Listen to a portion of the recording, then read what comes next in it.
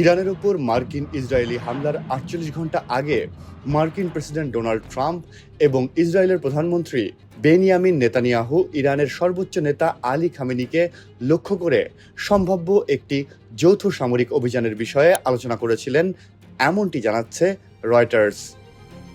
প্রতিবেদনটিতে বলা হয়, দুই নেতার মধ্যে হওয়া একটি গোপন ফোনালাপে ইরানের শীর্ষ নেতৃত্বের একটি বৈঠককে কেন্দ্র করে হামলার সম্ভাবনা নিয়ে আলোচনা হয়।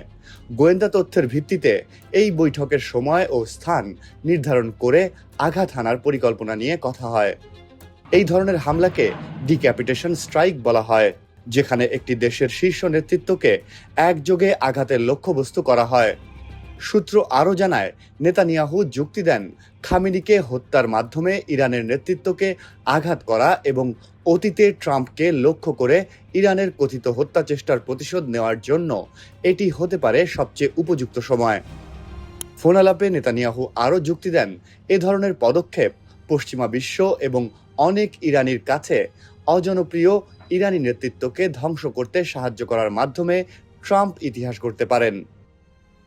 ১৯ মার্চ এক সংবাদ সম্মেলনে অবশ্য বেনিয়ামিন নেতানিয়াহু যুক্তরাষ্ট্রকে ইরানের সঙ্গে সংঘাতে জড়িয়ে দেওয়ার অভিযোগ অস্বীকার করেন। তার দাবি, ডোনাল্ড ট্রাম্প নিজ বিবেচনায় মার্কিন স্বার্থ অনুযায়ী সিদ্ধান্ত নেন।